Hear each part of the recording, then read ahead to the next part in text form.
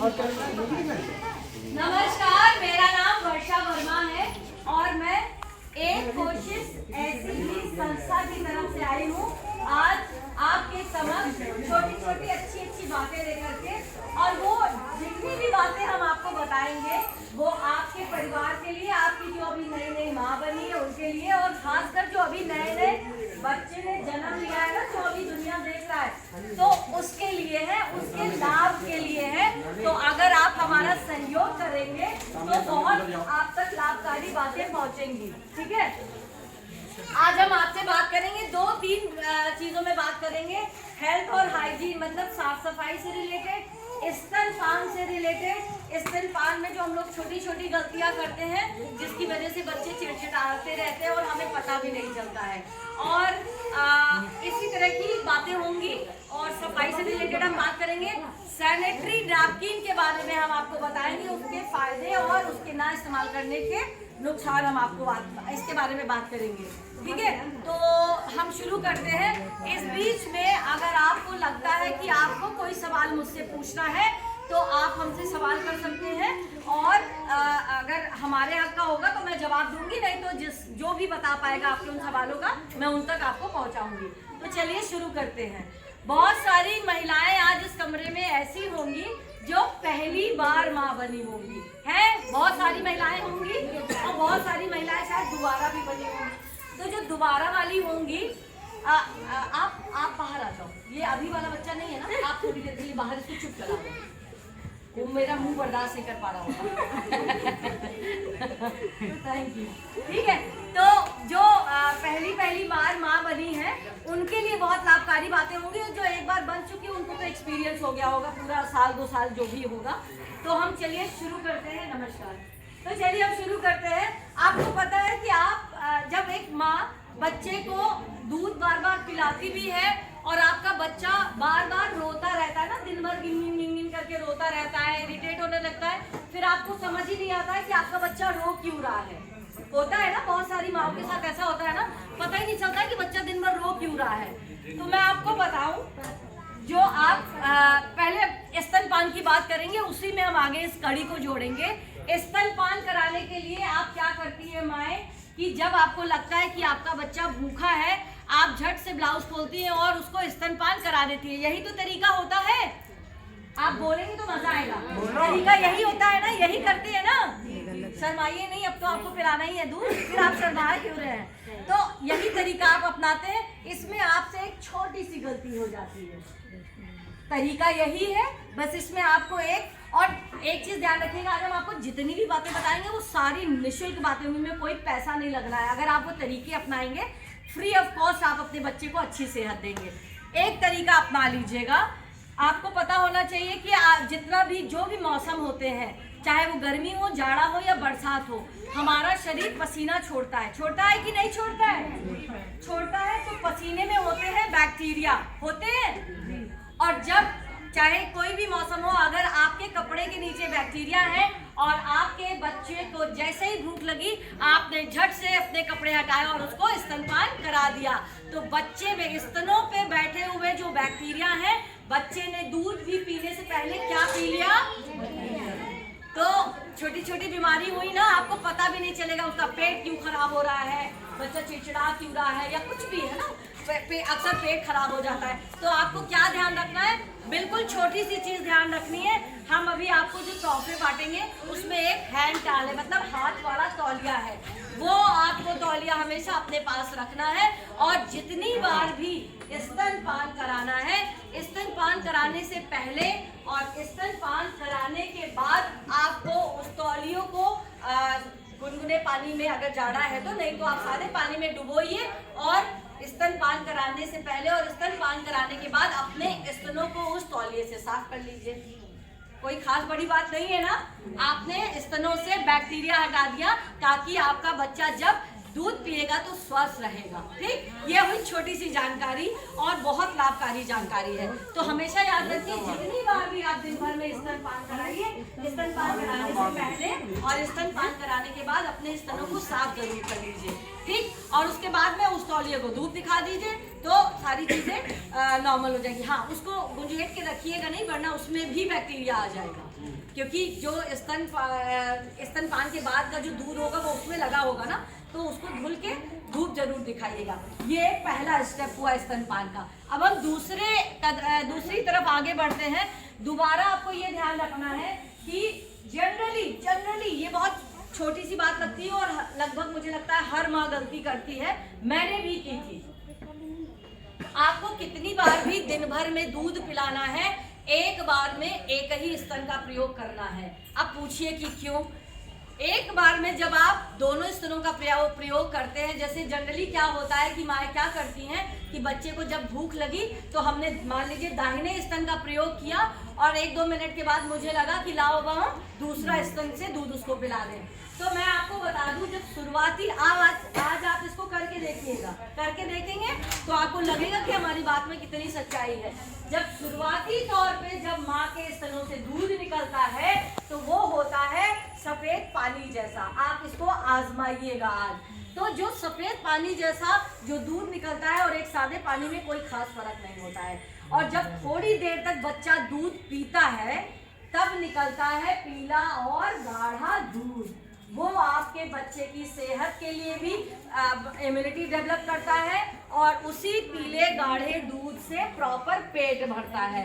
अगर आप दिन भर में 4-6 ग्लास पानी पी ले तो क्या दिन भर ऐसे काट सकते हैं? नहीं ना, पानी तो फिर खत्म। थोड़ी देर बाद उस समय लगता है कि पानी पी लिया, मेरा पेट भर गया, लेकिन तुरंत आपका पेट खाली हो जाता है। अगर एक बार बच्चे ने सुसु कर दी वो सफेद पानी पीकर, तो उसका पेट खाली हो गया और वो दिन भर चिड़चिड़ाता रहेगा और आपको पता भी नहीं चलेगा, क्योंकि आपने तो सोचा कि मैंने तो उसको स्तनपान करा दिया है ना, तो बच्चे का तो पेट भरा है, लाओ कोई और तरकीब ढूंढ जाए। तो दुनिया भर का हम लोग तरकीबें ढूंढने लगते हैं। तो सिंपल सी बात है, आपको दिन भर में जितनी बार भी स्तनपान कराना है, आपको स्तनपान एक ही स्तन का इस्तेमाल करना है। और जब दोबारा भूख लगेगी 1 घंटे बाद, आधे घंटे बाद, तो आपको दूसरे स्तन का प्रयोग करना है। ठीक इसी तरह से जब दोबारा भूख लगेगी तो आपको वापस दाहिने या पहले वाले स्तन का प्रयोग करना है। तो ये भी एक बहुत छोटी सी बात थी और आपको ध्यान रखनी है, एक बार में बच्चे का पेट भर जाने तक एक ही स्तन का प्रयोग करना है। दोबारा भूख लगने पर आप दूसरे स्तन का प्रयोग करेंगे। अच्छा, एक और छोटी सी बात है जो हम लोग जनरली बहुत गलती करते हैं। हम लोग क्या करते हैं, आपने कई बार अक्सर सुना होगा, लोग कहते हैं हमारा कान बचपन से बहता है, या इस तरह की कोई बीमारियां होती हैं कान की, कम सुन पाना या कोई भी तरह की बीमारियां। सुनते हैं कि नहीं सुनते हैं? अक्सर ये भी माना जाता है कि इस तरह की बीमारियां जबकि ठीक भी नहीं होती है। कई बार हम गलती ये करते हैं कि मुझे लगता है अरे मेरा ऑपरेशन से बच्चा हुआ है। आप सुनेंगी तो आपके लिए बहुत लाभकारी बातें हैं। आपको लगता है कि आपका ऑपरेशन से बच्चा हुआ है या हम बहुत थक गए हैं, आपको पता है कि फिर आपको लगता है कि लाओ मैं लेट के स्तनपान करा दूं, और वो बहुत हानिकारक होता है। किसी भी माँ को अगर कोई बहुत बड़ी बात है तो बात अलग है, नहीं तो हमेशा स्तनपान कराने का तरीका जैसे ये महिला बैठी हुई है, आलती पालती मार के बैठना इसको कहते हैं। और जब भी आपको बच्चे को स्तनपान कराना है तो आलती पालती मार के बैठिए, और यदि दाहिने स्तन का प्रयोग करना है तो आपका हाथ यूं होना चाहिए, और बाएं स्तन का प्रयोग करना है तो आपका हाथ यूं होना चाहिए। ये बच्चे का सर यहाँ रहेगा और ये होता है परफेक्ट पोस्चर आपको अपने बच्चे को स्तनपान कराने के लिए। क्या किसी बछड़े के, जो गाय का या भैंस का या बकरी का जो भी बच्चा होता है, क्या उसको कभी सिखाना पड़ता है? उसको कोई आके सिखाता है कि दूध ऐसा पिया जाता है? नहीं, प्रकृति ने उसको ऐसा बनाया है, प्राकृतिक रूप से उसे पता होता है कि जब भूख लगती है तो बच्चा अपने आप स्तनों के पास जाता है और अपने आप स्तन का प्रयोग करके दूध पी लेता है। या पॉटी करना क्या कोई किसी को सिखाता है? ये नेचुरल चीजें हैं। हम मनुष्य लोगों के पास दिमाग है तो हम एक्स्ट्रा दिमाग लगाते हैं, लाओ यहाँ कुशन लगा दे, यहाँ तकिया लगा दे, तो हम ये भी कर लें, तो हम वो भी कर लें। गलत है। अब प्राकृतिक रूप से जैसे आपको नेचर ने बनाया है, नेचुरल तरीके को आप अपनाएंगे किसी भी चीज के लिए तो वो ज्यादा लाभकारी रहेगा। तो कोशिश कीजिए लेट के स्तनपान बिल्कुल मत कराइए, क्योंकि जब लेट के आप स्तनपान कराएंगे तो दूध बहेगा तो कहाँ जाएगा? सीधा बह करके कान में ही हो जाएगा। तो फिर अगर छोटी या बड़ी कोई भी बीमारी अगर कान से संबंधित, और जरा सा ये बताओ, आपके किचन में जब दूध उबल जाता है उबल के जो भगोने से बाहर आता है, थोड़ी देर बाद वो बदबू करना शुरू करता है कि नहीं करता है? दूध की चीजें तो ऐसे स्मेल करना। और अगर मान लो कि 10 बार भी आपके बच्चे का कान में एक एक बूंद भी दूध गया तो वो क्या करेगा? अंदर जाके सड़ेगा ही ना, फंगस बनाएगा और तरह तरह की बीमारियां उत्पन्न करेगा। तो कोशिश कीजिए, बहुत बड़ी कोई बात ना हो तो लेट के स्तनपान कभी मत कराइए बच्चे को। आप हमेशा बैठ करके प्रॉपर पोस्चर में स्तनपान कराइए। तो ये तो हो गई स्तनपान की बात। और कब कब कैसे कैसे कराना ये मैंने आपको बता दिया। मुझे लगता है स्तनपान से रिलेटेड अगर आपके जहन में कोई और सवाल उठ रहा है तो आप हमसे पूछ सकते हैं, ठीक है। और बाकी अब हम आते हैं साफ सफाई की तरफ। देखिए, कोरोना एक ऐसा वायरस है, हम सिर्फ कोरोना को ही क्यों दोष दें? हम जिस माहौल में रह रहे होते हैं, आजकल तो पोल्यूशन भी इतना है ना, हम लोग जो घरों में रहते हैं वहाँ पे भी इतना पोल्यूशन और सारी चीज़ें रहती हैं, तो गंदगी से निरंतर हम लोग जूझते रहते हैं। तो आपको बच्चे को जितनी बार भी कोशिश कीजिए कि जितनी बार स्तनपान कराते हैं या तो थोड़ा हाथों का, खासकर हाथों में ही बैक्टीरिया होते हैं ना। और सबसे ज़्यादा तो नरक मचा रखी है मोबाइल ने। मोबाइल पे अगर आप रिसर्च जो उस पर जाएंगे तो आपको पता है जो आपके घरों का जो संडास होता है उससे भी ज़्यादा गंदगी, किसी एक संडास से ज़्यादा गंदगी आपके मोबाइल में होती है। हम दिन भर क्या करते हैं, उसी से बच्चे को खिला रहे हैं, बच्चे को खुद भी खा रहे हैं और वापस उस मोबाइल को छू रहे हैं। तो मोबाइल से दूर रखिए और कोशिश करिए कि अपने हाथों को जितनी बार भी आप बच्चे को कुछ खिलाने पिलाने जा रहे हैं तो एटलीस्ट अपना हाथ धोइए, ठीक है। और उसके बाद हम आते हैं, एक माँ स्तनपान करा करके एक बच्चे को तभी स्वस्थ रख सकती है जब वो अपना भरपूर ध्यान देगी। और वो कैसे देगी? कोई भी माँ एक साथ तो बहुत सारा नहीं खा सकती ना, कि 4-5 रोटी एक साथ खा ले, नहीं खा सकते। जब आप डिलीवरी हो जाती है बच्चे की, आप करा देते हैं, तो उसके बाद आपको कोशिश करना है कि हर घंटे कुछ ना कुछ खाइए। अब हर घंटे आप बार बार रोटी या खाना नहीं खा पाएंगे ना, तो कोशिश कीजिए रात में सोते समय। मैंने यहाँ पे जो फैमिली को कहा है ना बैठे रहने के लिए, परिवार को, तो हमेशा याद रखिएगा कि एक जब लड़की ब्याह करके आती है तो उसके ऊपर बहुत सारे पूरे परिवार की जिम्मेदारी होती है। और जब वो माँ बनने वाली होती है तो 9 महीने कोख में एक बच्चे को रखती है, वो डबल जिम्मेदारी होती है। और जब उस बच्चे जब तक वो मान लो पेट में है तो जो खा रही है उससे उसका सेहत बन रहा है, लेकिन जब बच्चा आपका प्राकृतिक रूप से जब बाहर आ चुका है, अब उसकी लालन पोषण, बॉडी भी साफ करनी है, उसका ध्यान भी रखना है, सारी चीज़ें नहलाना धुलाना मालिश करना, तो एट द सेम टाइम आपको परिवार की भी जिम्मेदारी निभानी है। यहाँ पे हम गुजारिश करेंगे माँ के साथ सासू माँ, ससुर जी या जितने भी परिवार के सदस्य हैं, अगर इतनी भी छोटी अगर जिम्मेदारियाँ उस माँ की, नई नवेली माँ की अगर ले लेंगे तो कम से कम उसका बोझा कुछ हल्का हो पाएगा। और अगर वो ही महिला जो सुबह उठ के टिफिन बनाती है तब कहीं आप ऑफिस या दुकान जा पाते हैं, तो अगर आप छोटी उसकी सेवाएं ले लेंगे तो सोचिए, अगर वो शारीरिक रूप से स्वस्थ रहेगी, हंसती खिलखिलाती रहेगी, तभी तो आपको अच्छे से आपकी सेवा कर पाएगी, तभी तो एक अच्छे बच्चे को हंसते खेलते पाल पाएगी। देखिए, पाल पूल के तो मार ठोक के तो फिर अगर चिड़चिड़ करेगी तो मार ठोक के बड़ा तो होना ही है बच्चे को। लेकिन अगर आप छोटा सहयोग करेंगे, मान लीजिए सोने से पहले आपने ही बादाम भिगो दिए या किसी मेल की दाल भिगो दी, चना भिगो दिया, इससे क्या होगा, जो मैंने बताया ना कि हर घंटे एक माँ को कुछ ना कुछ खाना चाहिए, तो हर बार खाना नहीं खा सकती, तो कोशिश कीजिए धूप रहने तक 3 अलग फलों का सेवन कर लीजिए। जरूरी नहीं है 200 रुपए किलो का सेब ही खाएंगी तभी माँ और बच्चे तंदुरुस्त होंगी, कोई ज़रूरत नहीं है। जो प्रकृति ने जो नेचर के हिसाब से, यानी जाड़े के जो फल होते हैं, जो गर्मी अगर है तो गर्मी के जो फल होते हैं, बरसात के जो फल होते हैं वो सस्ते होते हैं और वो ही खाएगी, उसी से काम चलेगा। तो 3 अलग मेल के फल ज़रूर आप कोशिश कीजिए कि माँ खाए। और ऐसे ही गाजर, चुकंदर, टमाटर, ये सब चीज़ों का सेवन ज़रूर कीजिए। हर घंटे पे 1 मुट्ठी, मान लीजिए आपने जो पीली वाली दाल भिगोई थी वो हल्का सा 1 सीटी मार के वो खा लिया नमक डाल के, या आपने हर दूसरे घंटे पे कोई चीज़ खा ली। आपको मैं बताऊं, जो आपको लगता है ना कि लाओ फटाफट जूस पी लेते हैं तो ज़्यादा फायदा करेगा। आप जूस पीते हैं और अगर आप गूदेदार कोई फल खाते हैं, ये बहुत छोटी बात है लेकिन ध्यान रखिएगा, बहुत इंपॉर्टेंट है। जब आप कोई गूदेदार फल खाते हैं तो फाइबर की मात्रा आपके शरीर में पूरी तरह से जाती है। तो जूस से एक फल फल कहीं ज्यादा आपके लिए फायदेमंद होता है। वो जूस पीने में आसान जरूर होता है, लेकिन जब आप कोई गूदेदार फल खाते हैं वो ज्यादा इंपॉर्टेंट होता है, ज्यादा फायदेमंद होता है आपके शरीर के लिए। और कोशिश कीजिए उसको चाकू से काट के मत खाइए, उसको अगर आप अपने दांतों से काट के खाएंगे, डिलीवरी के बाद बहुत इंपॉर्टेंट है दांतों की एक्सरसाइज भी, तो कोशिश कीजिए दांतों से काट करके खाइए, तो ताकि आपके दांतों की एक्सरसाइज हो, ताकि आपके जब आप सिर्फ दांतों से जब खाएंगे तो सिर्फ आपके दांत की एक्सरसाइज नहीं होगी, आपकी पूरे फेस की, आंखें, मतलब सारी चीजों की एक्सरसाइज होगी। तो काट के दांतों से खाइए, गूदेदार फल खाइए, कोशिश कीजिए कि जूस अवॉइड कीजिए कुछ दिनों के लिए, ठीक है, तो ताकि फाइबर की मात्रा पहुंचे। और जब आप में फाइबर की मात्रा पहुंचेगी तो स्तनपान के जरिए आपके बच्चे में भी फाइबर की मात्रा पहुंच जाएगी। अच्छा, एक बात सवाल का जवाब दीजिए, कोई भी चीज आपको सादी सादी फीकी फीकी अच्छी लगती है या खूब रंग बिरंगी चीजें अच्छी लगती हैं? बताइए। रंग बिरंगी। तो कोशिश कीजिए जिस दिन में जो 2 बार आप भोजन करते हैं आपकी थाली खूब रंग बिरंगी हो, ताकि जब आप उसे अपनी थाली को, भोजन वाली थाली को देखें तो आपको अच्छा महसूस हो। जब आप अच्छा महसूस करेंगे तो उसको मन से खाएंगे, और जो मन से खाएंगे वही तन को लगेगा, और जो तन को लगेगा वही आपके बच्चे को स्तनपान के जरिए उसके पेट में जाएगा, उसी से उसकी सेहत बनेगी। तो ये रंग बिरंगी थाली से क्या मतलब है?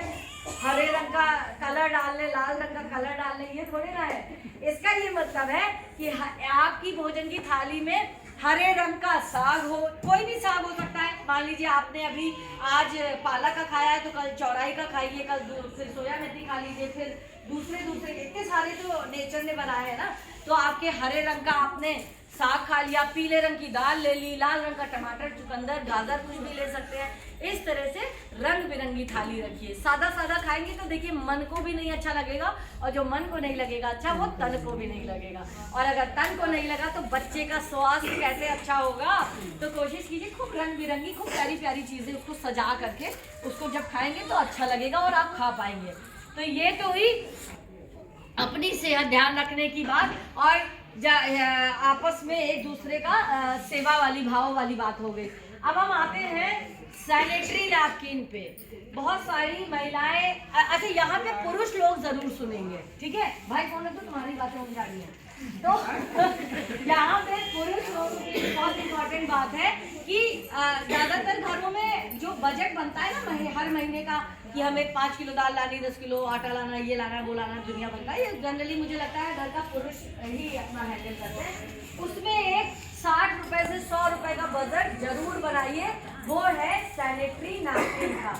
प्लीज हाथ जोड़कर गुजारिश है कि घर में रखा हुआ पुराना और गंदा कपड़ा इस्तेमाल मत कीजिए। जो आप हर महीने के 60 रुपए 100 रुपए बचाते हैं, जो आपको लगता है लाओ हम ये बचा लें, आपको भविष्य में जाकर के अगर कोई गंभीर बीमारी हो जाती है तो वो बहुत, फिर वो लाखों में पैसा लगता है। तो क्या फायदा आपका हर महीने 100 रुपए बचाने का या 60 रुपए बचाने का। तो कोशिश कीजिए कि सैनिटरी नैपकिन इस्तेमाल कीजिए, और सैनिटरी नैपकिन को पहली बात तो उसको चेंज कितने घंटे पे जनरली किया जाता है, 4 से 5 घंटे पे तो आपको कर ही लेना चाहिए।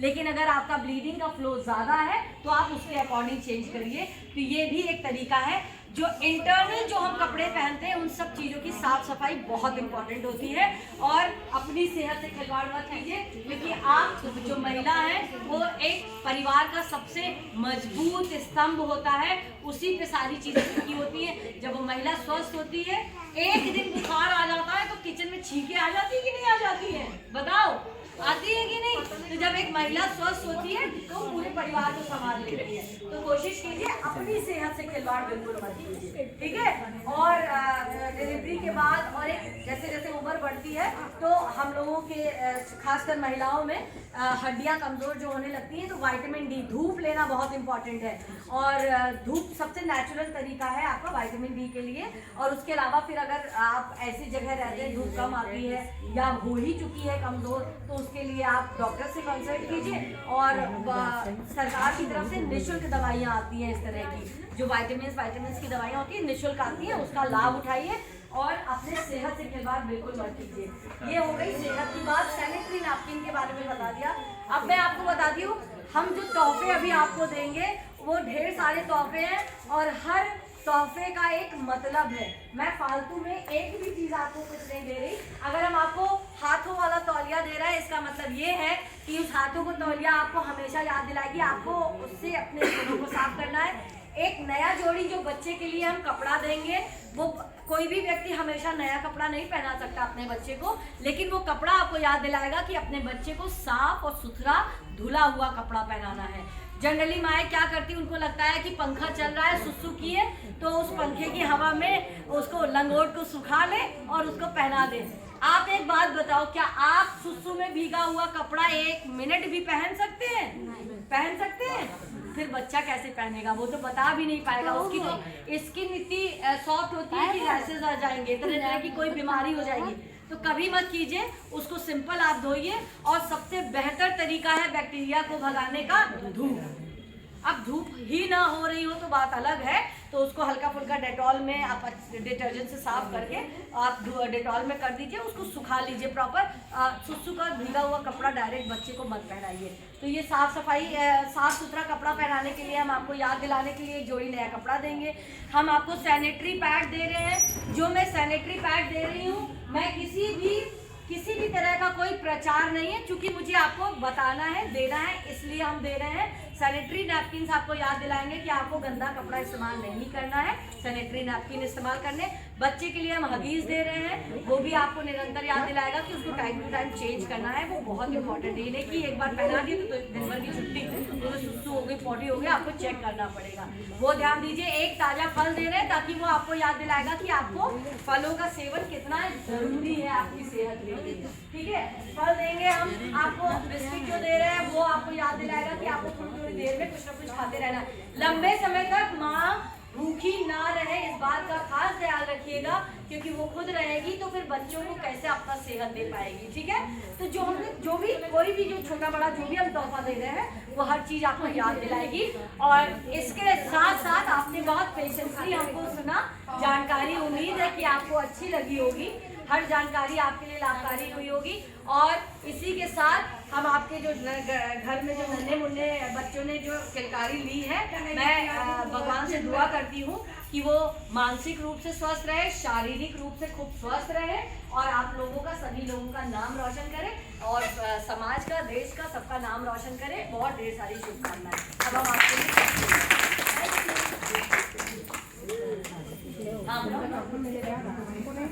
क्लोज